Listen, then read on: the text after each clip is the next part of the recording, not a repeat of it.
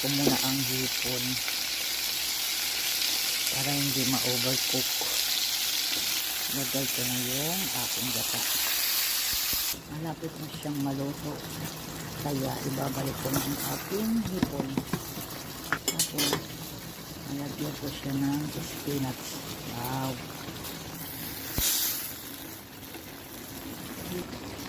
Ayan na siya. Mga sariwa mula sa aking tanim.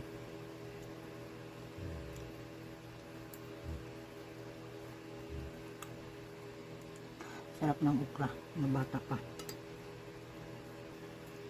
Pamayin ko lang.